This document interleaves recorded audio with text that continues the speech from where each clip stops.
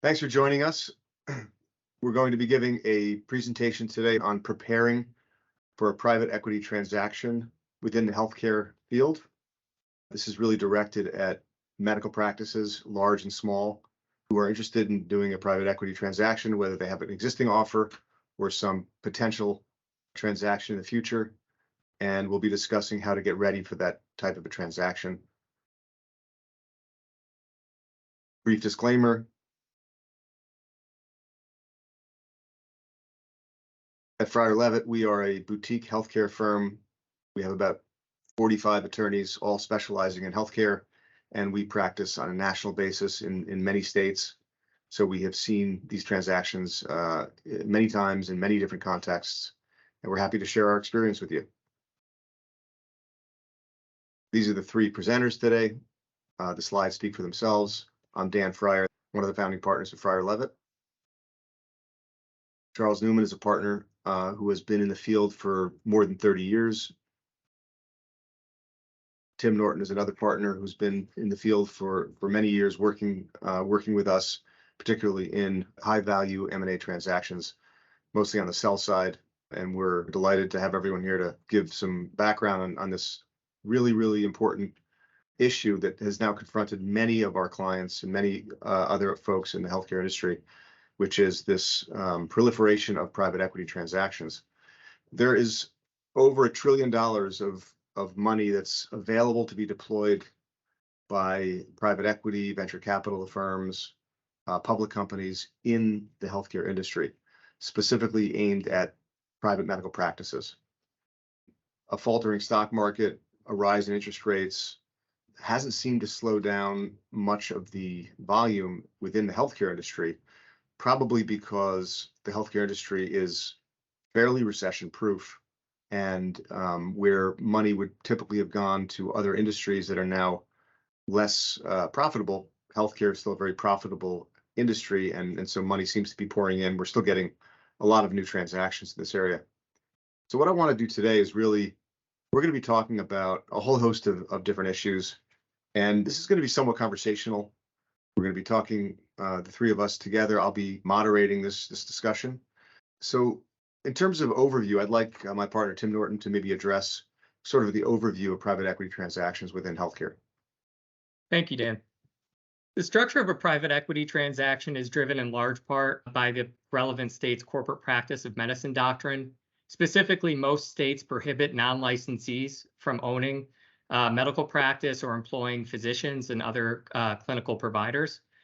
So as a result of corporate practice of medicine laws, most private equity transactions involve a private equity-backed management services organization, which I'll refer to as an MSO, purchasing the non-clinical assets of the medical practice, taking assignment of the practice's operational contracts, as well as employing the practice's non-clinical personnel. Now, while the practice will continue to employ the physicians and other clinical providers following the closing of a transaction, the practice in the MSO will enter into a long-term management services agreement, pursuant to which the MSO will provide turnkey management services to support the clinical operations of the practice in exchange for a management fee. And now that management fee represents the MSO's return on its initial investment in the practice. Again, because corporate practice of medicine laws prohibit a direct investment in most states in the medical practice. And depending on the relevant state's laws, including where the practice is located, including fee splitting prohibitions, the management fee is generally structured in one of three ways: a percentage of the practice's revenue, cost plus reasonable profit, or just a fixed amount. In all instances, the parties should confirm that the fee is consistent with fair market value for the services that are being provided by the MSO. So the arrangement does not run afoul of any of those fee splitting or corporate practice of medicine prohibitions. So what should practices do to prepare for a potential private equity transaction? As a general matter, whenever a practice gets involved in a transaction, the buyer is going to want to do a significant amount of due diligence. And that due diligence involves looking at practice liabilities and assets, looking at contracts, all business relationships, all existing, for example, lawsuits that are outstanding, any liens, judgments, things like that. So there's a significant amount of due diligence that a buyer will engage in, and it's a very good idea to do some of that when a seller is considering a transaction, for it to retain its legal and accounting professionals to do some of that due diligence in advance. That involves retaining a law firm that's not only familiar with the M&A business, but also familiar with healthcare regulatory and transactional matters, and is used to representing medical practices. Whether it's a firm that you've used before that has understanding of your own practice, or whether it's a new firm that has specific industry knowledge that can work with your existing firm practice. Getting someone that has that experience, that knowledge is critical. Then evaluating potential transaction structures with your professionals. So what I find that a lot of our clients do, possibly before coming to us, is they will solicit offers from buyers or from private equity investors, and they will simply accept, whatever transaction structure is being offered by the buyer. We think a better approach is to evaluate internally before going to market, what type of structure your practice is looking for. And we're going to get into this a little bit more detail later, but there are structures that involve divesting most physicians of their ownership interest in the practice. There are structures that involve retaining physician ownership in the practice after the transaction. There are structures involving different types of management relationships after the transaction. And most of the transaction structures involve a combination of cash and rollover equity, which we will get into later in this presentation. And just to echo what Dan said before, in advance of going to market, practices would be well advised to engage a team of professionals with experience in the healthcare industry to conduct sell-side due diligence. Now, what is sell-side due diligence? Sell-side due diligence is an internal process that involves identifying and addressing any issues that impact the value of the practice before it engages with potential buyers. By taking this proactive approach, the practice would be in a better position to maximize its value when it goes to market. And the best way to think about this is, if you are going to sell your home, for example, you'd likely want to give your home a deep clean, add a fresh coat of paint, engage a handyman to fix any lingering problems that you've disregarded over the years, that leaky faucet, that toilet that won't just shut off, and also identifying a knowledgeable broker with experience in your area in order to increase your chances of receiving a lucrative offer from potential home buyers. So in addition to maximizing the value of the practice, by gathering and organizing information about the practice in advance of going to market, sell-side due diligence will help alleviate the demands on the practice and its senior management team during any potential transaction. It's important to understand that there's a lot of things and moving parts going on once you're engaged with a potential buyer, and that doesn't stop the operations of the medical practice. So to the extent you can get your house in order before going to market, you'll allow your senior management team, managing physicians, to continue to focus on providing high-level care and operating a profitable business while simultaneously negotiating a sale. Now, as Dan mentioned before, the main areas of focus in sell-side due diligence include not only reviewing the practice's organizational documents, its assets, contracts, licenses and permits, legal compliance, litigation and investigations, billing and coding, and financial and tax-related matters. And the last thing I'll say about conducting sell-side due diligence is that it's a worthwhile exercise, irrespective of whether the practice ultimately decides to go to market.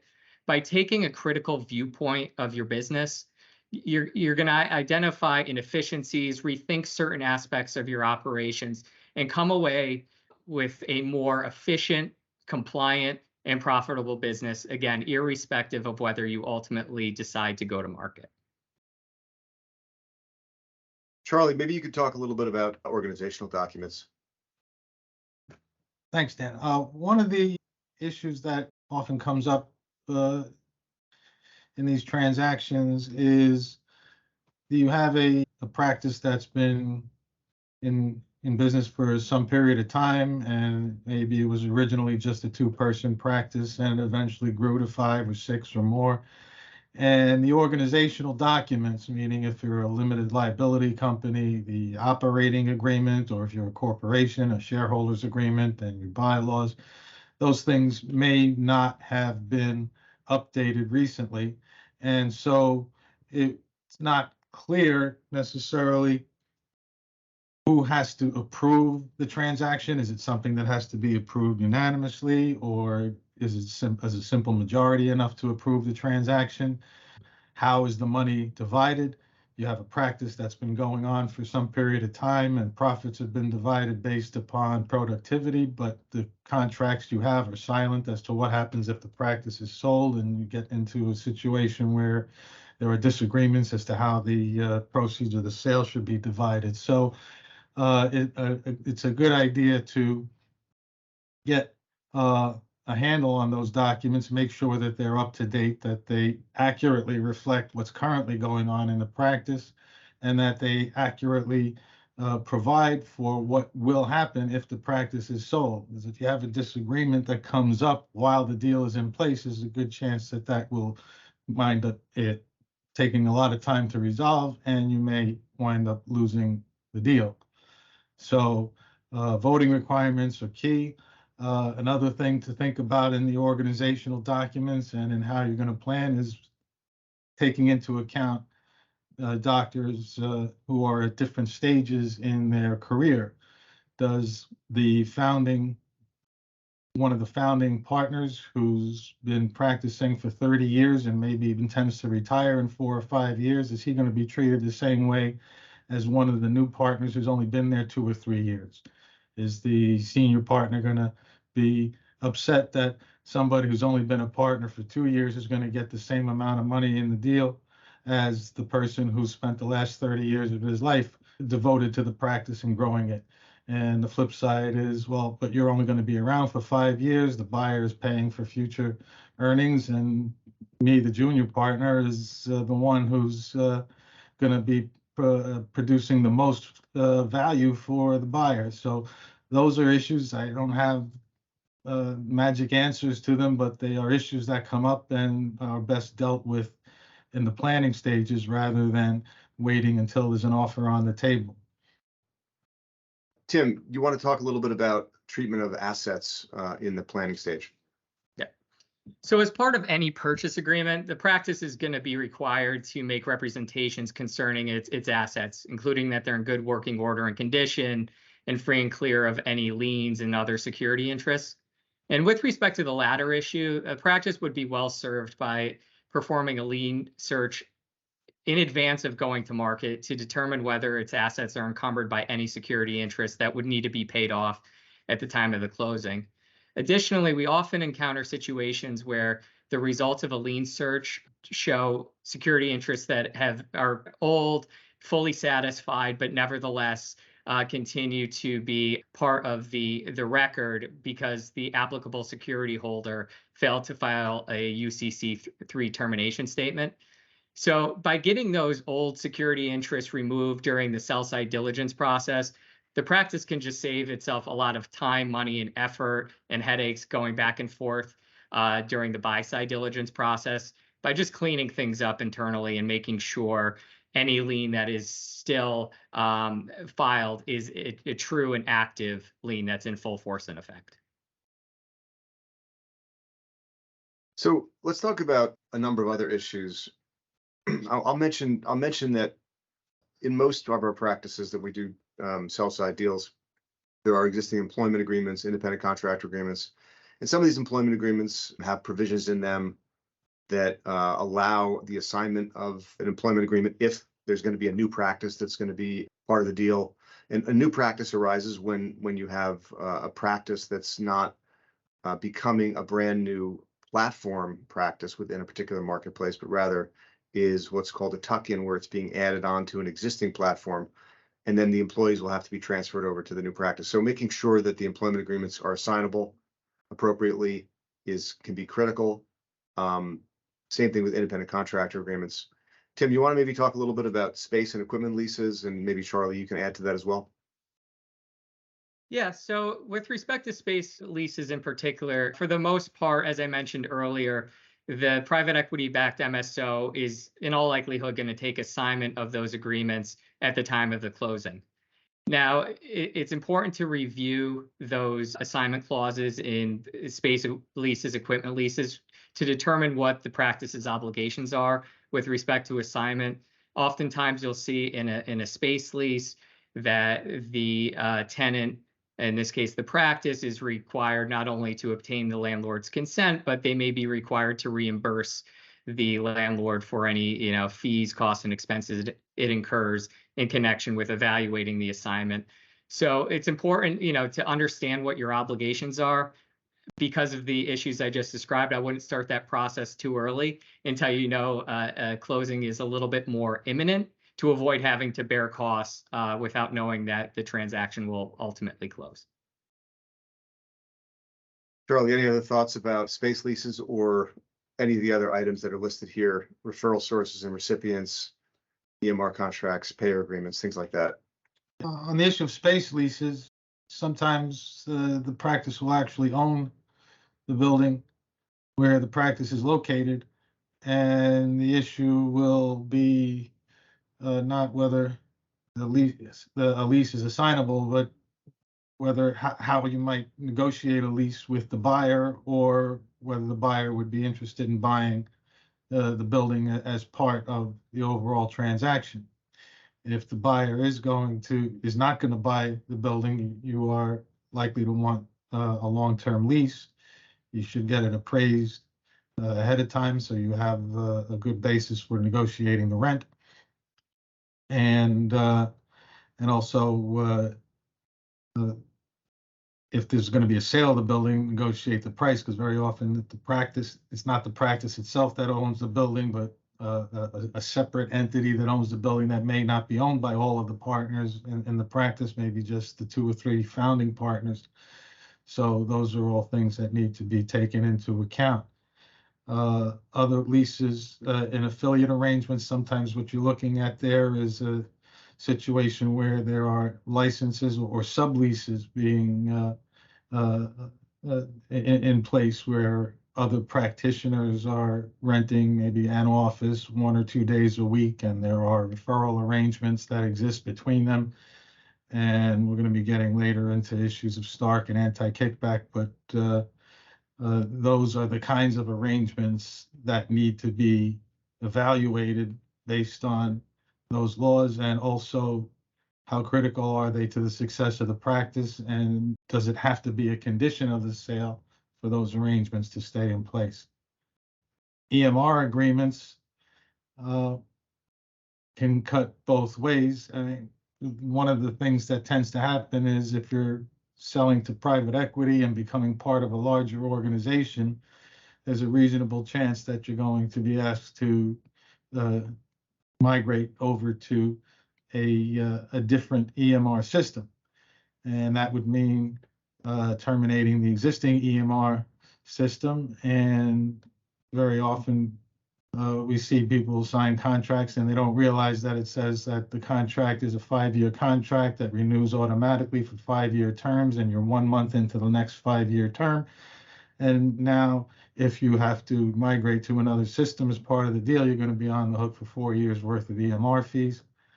Another issue that comes up in EMR agreements is the obligation of the service provider to cooperate in the migration of data to a different system. So those are provisions that should be looked at in the EMR agreements ahead of time, so you're prepared. Yep. And if I could just add to it more from a very basic level, the one thing that we encounter quite often is, and that the practice should focus on during the course of sell-side diligence, is that all these contracts are fully executed, they're in full force and effect, there hasn't been a lapse without a subsequent renewal, that everything is papered the way that it should be, they're effective contracts. Again, once you do engage with a buyer, they're going to be looking at these things during their buy-side diligence, and in the purchase agreement, you're going to be making representations that all of these contracts are in full force and effect. And if you're missing a signature, the name of the parties are incorrect, or the agreement expired 3 years ago, that's going to be a problem. And again, dealing with that early on before engaging with a buyer just helps minimize cost, provides for a more efficient process during buy-side due diligence, and usually helps facilitate a more expeditious closing.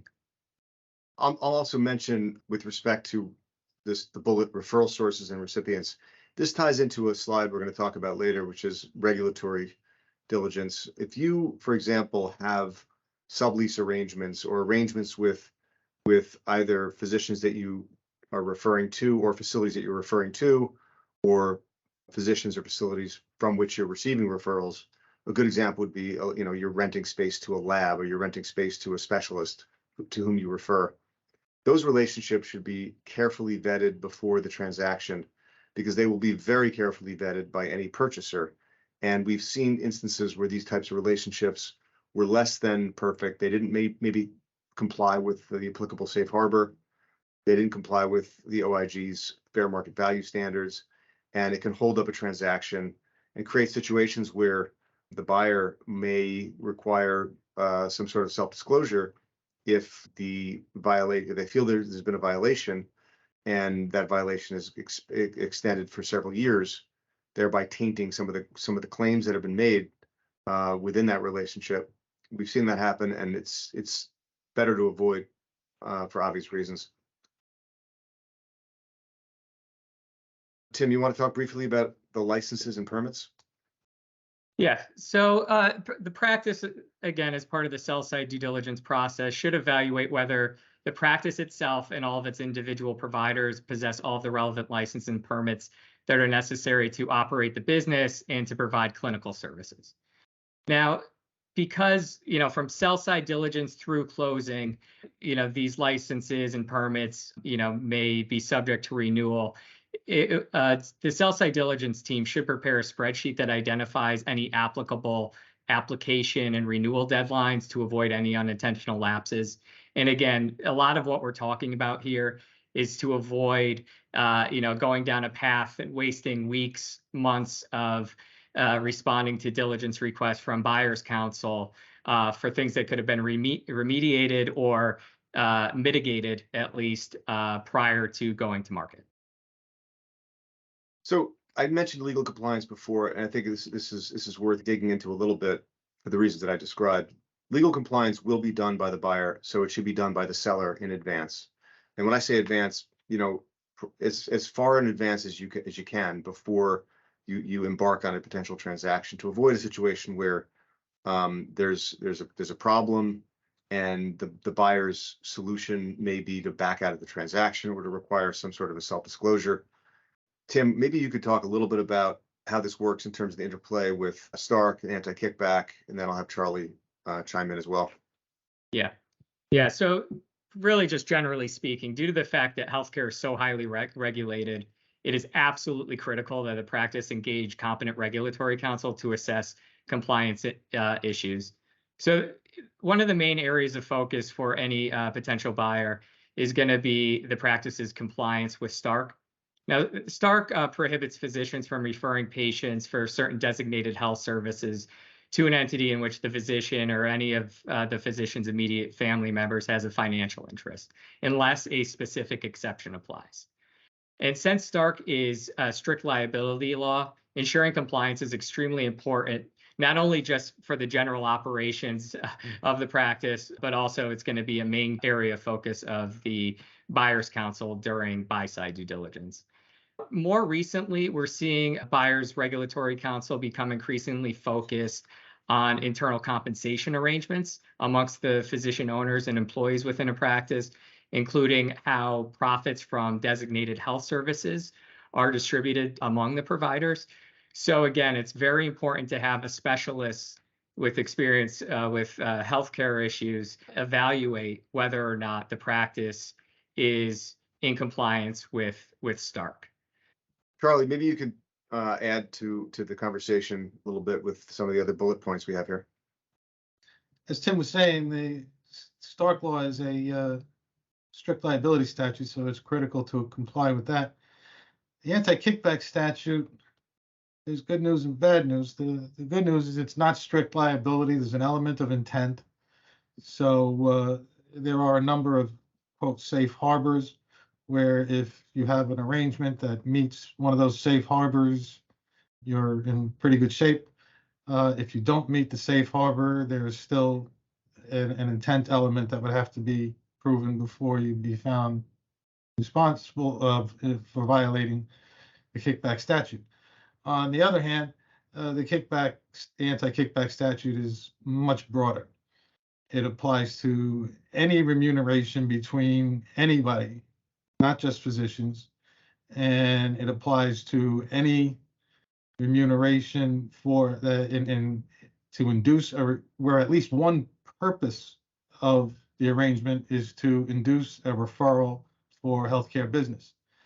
The federal anti-kickback statute is limited to Medicare, Medicaid, and other healthcare federal programs, but most states have corresponding laws that would apply to commercial insurance and private pay as well.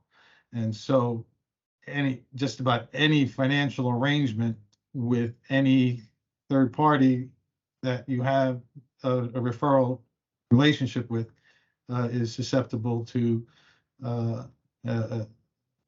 analysis under the anti-kickback statute.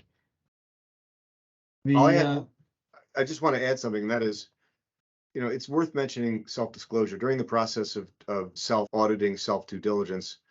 If you arrive at a situation where you believe you may have been in violation of the law, you should have a conversation with your legal counsel about what your obligations are to self-disclose.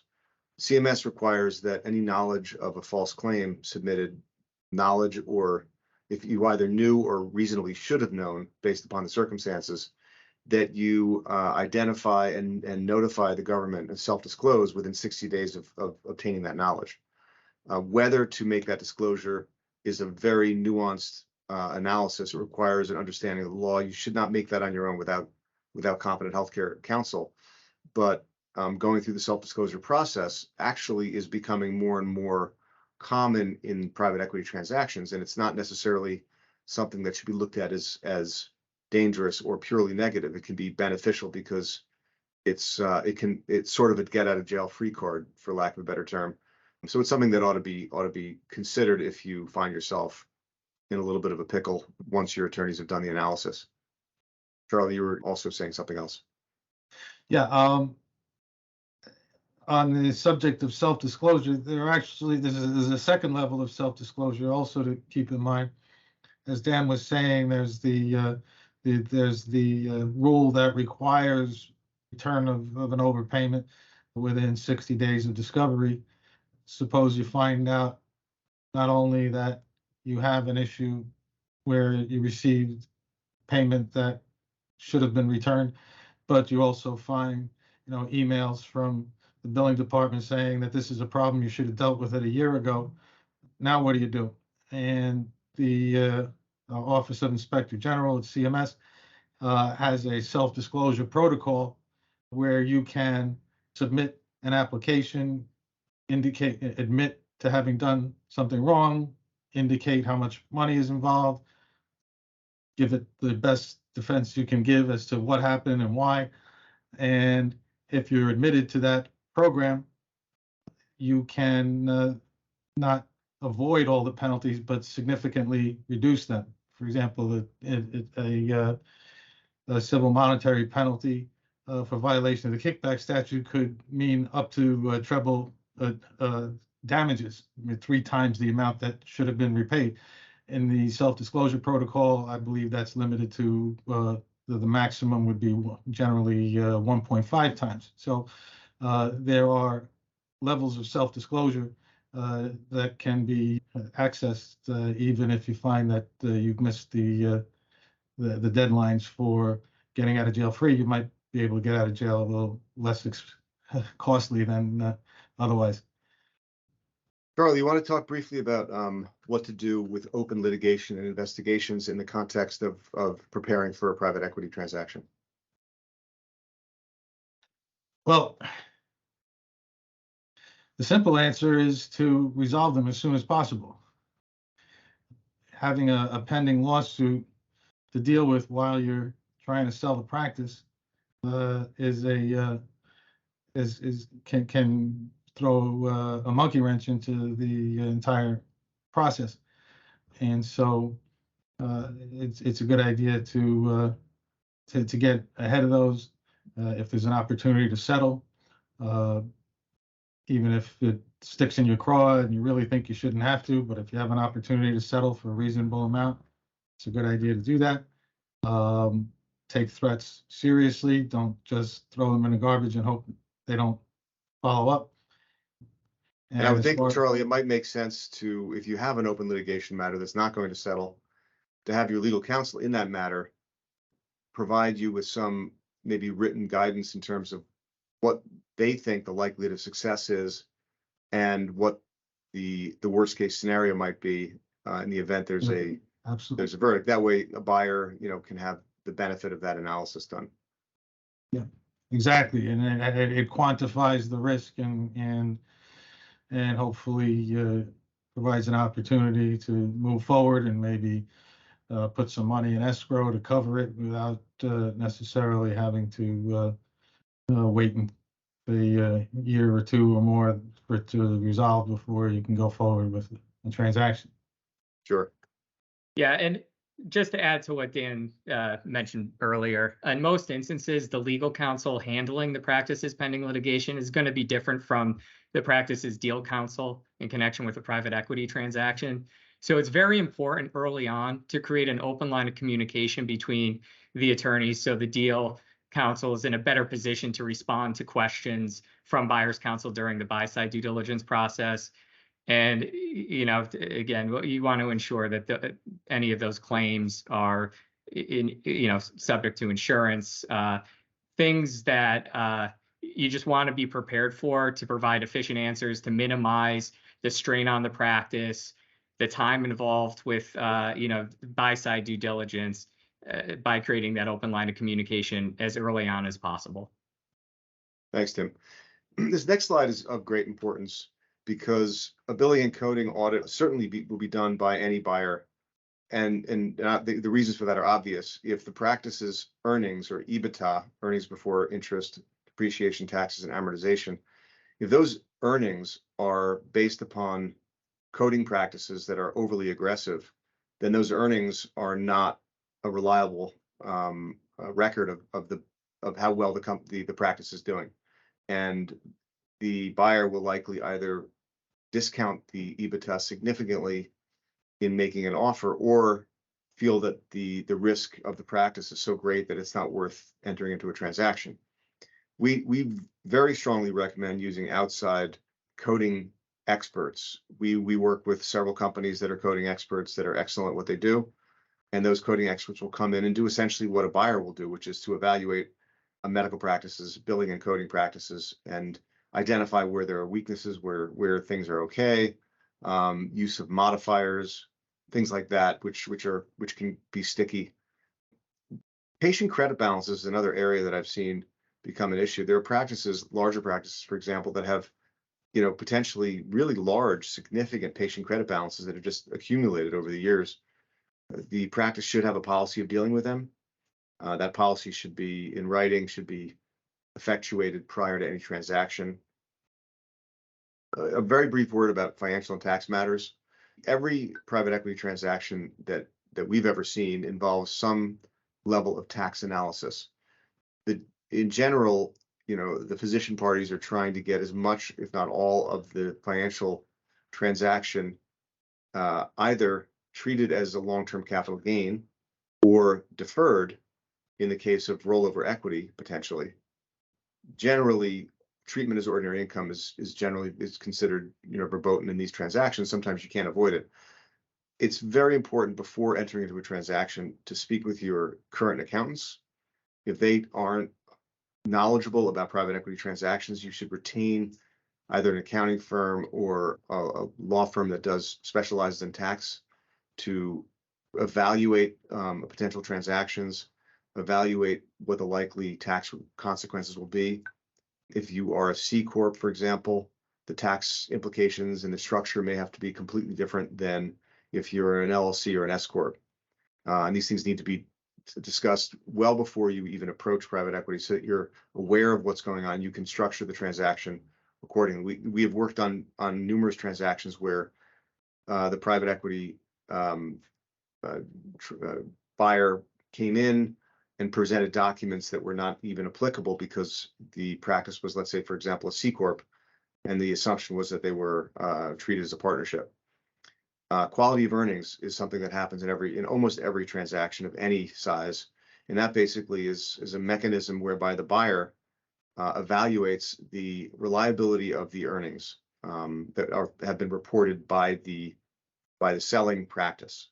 So, for example, as I mentioned before, if there are coding issues, if a practice is regularly upcoding, then the earnings that are reported by the practice may be an exaggeration, and so the earnings need to be adjusted downward in order to bring them into the reality of what likely will occur after the transaction occurs. And there are many other things that can create the change in earnings. For example, one-time large expenses can artificially bring down earnings.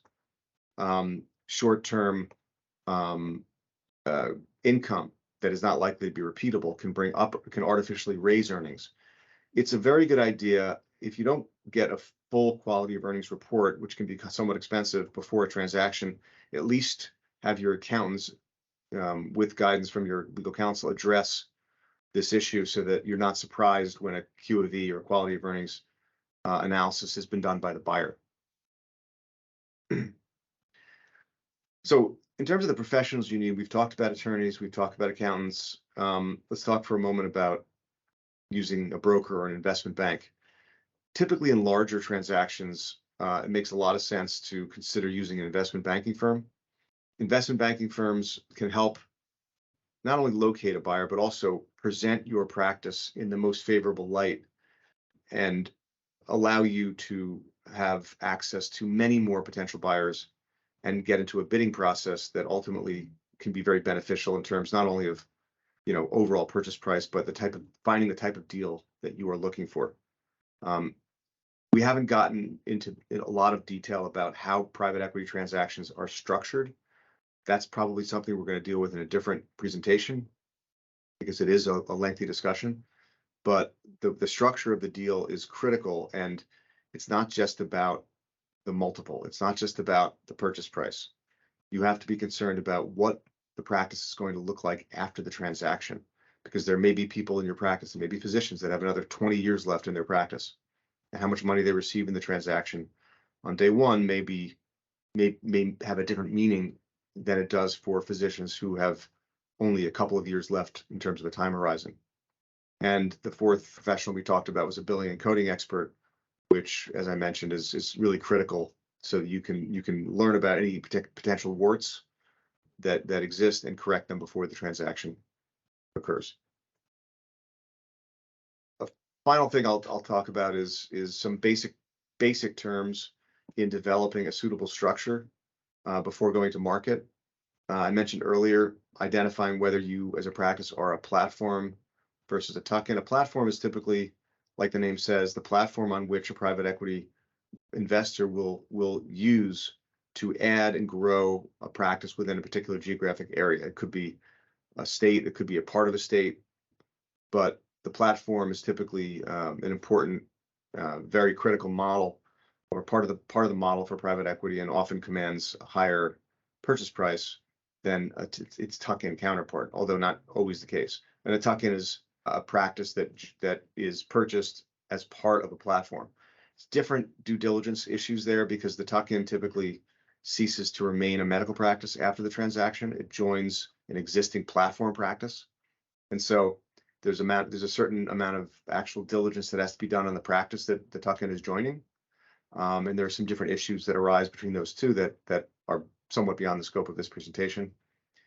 post-sale governance. How much control are the physicians going to have over the practice after the transaction occurs?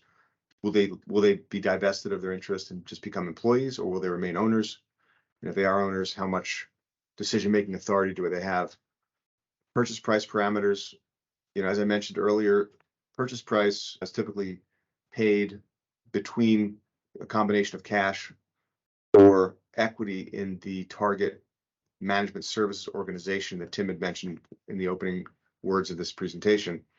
That rollover equity is often a big part of the deal, primarily for the purpose of avoiding the private equity buyer from having to pay as much cash as it would otherwise have to pay, and also creating a scenario where the physicians have sort of continuing skin in the game because of their ownership interest in the MSO, and they have a mutual interest, mutual with the private equity investor, in growing the practice and improving it after the transaction occurs.